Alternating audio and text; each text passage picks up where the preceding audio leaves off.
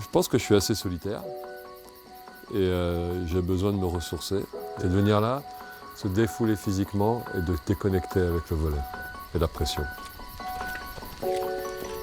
Peut-être que j'avais besoin de ce côté-là du Japon à mon âge.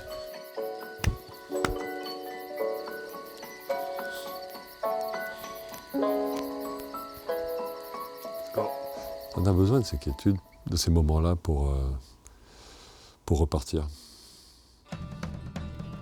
Laurent Tilly, lui, est donc reparti d'ici, d'Hirakata, près d'Osaka. C'est vraiment comme dans les dessins animés. On a vraiment l'impression d'être 200 ans, 300 ans en arrière. Une petite ville de 400 000 habitants quand même, qui vibre pour son club de volley, les Panasonic Panthers. Tous les jours, c'est donc vélo, boulot, solo. Laurent Tilly est seul au milieu d'un staff 100% nippon. Un choix assumé pour s'ouvrir au pays. Et s'il parle quelques mots de japonais, il s'appuie sur Luna, sa traductrice, pour faire passer ses messages. You are tired, we stop because we need energy. We need faster. Bam, bam, bam, bam. Le champion olympique a su imposer sa vision. Plus de qualité, moins de quantité, et même un jour de repos. Se reposer pour eux, c'est un choc. S'ils se reposent, ils se sentent coupables de se reposer par rapport à l'environnement, par rapport à la compagnie Panasonic, par rapport à l'équipe. La première année, j'arrive, on joue le samedi et le dimanche. Et donc, le premier lundi, entraînement. Le week-end d'après, après les matchs, entraînement. Et puis au bout de 3 semaines, je dis, maintenant c'est le coach français qui a besoin de repos, donc pas d'entraînement. Il faut savoir se reposer pour être performant.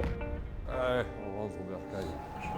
Depuis plus de 3 ans, l'ancien sélectionneur de l'équipe de France vit donc ici avec sa femme Caroline. Une vie plus sereine après 9 années à la tête des Bleus. Et une passion grandissante pour la culture japonaise.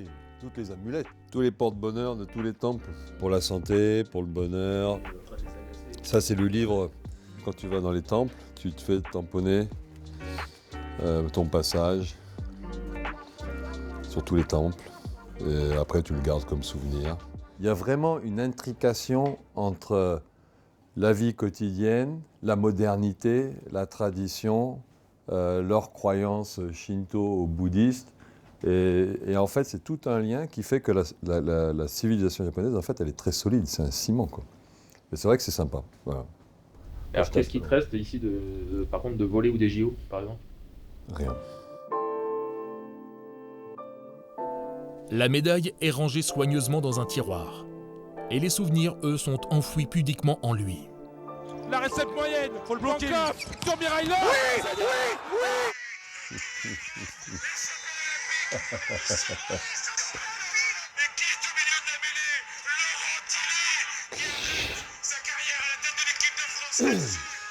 En fait, c'est tellement incroyable que faut voir les images pour le croire. Ouais, c'était beau. J'avais revu la fin du match, mais ces images-là, en entier, comme ça, je les avais pas vues. Le hasard a fait que j'étais au Japon après le titre. Je pense que j'aurais peut-être eu beaucoup plus de pression si j'avais été en Europe. Et ici, au Japon, il y a juste un remerciement d'être parmi eux, une reconnaissance, mais il n'y a pas de surattente au résultat. Et donc ça, c'est vraiment très très bien. À son retour des JO, Laurent Tilly est accueilli en héros.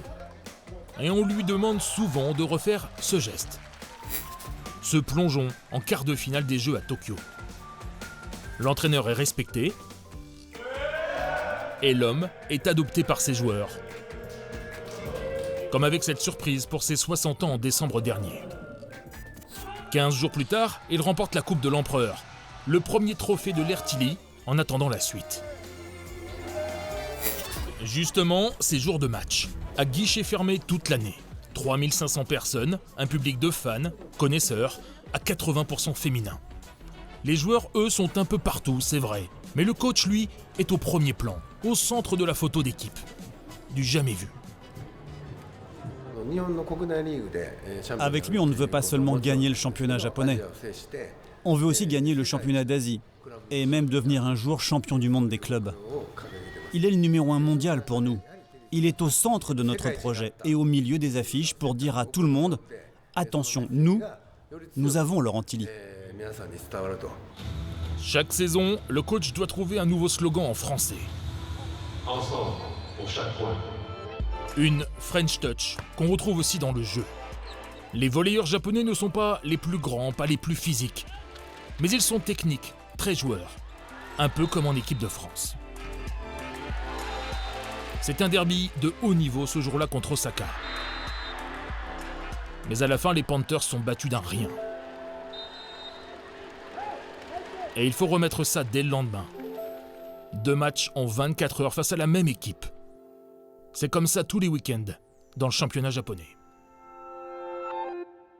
Quand on passe très près d'une victoire comme ça, c'est très difficile de se relever. On a laissé tellement d'énergie qu'on croit que c'est pas possible de gagner. Et il faudra essayer de trouver les mots justes et essayer de trouver les consignes qui fassent que demain on reparte au taquet. Laurent Tilly a donc une nuit pour trouver les mots, pour tenter d'inverser la tendance.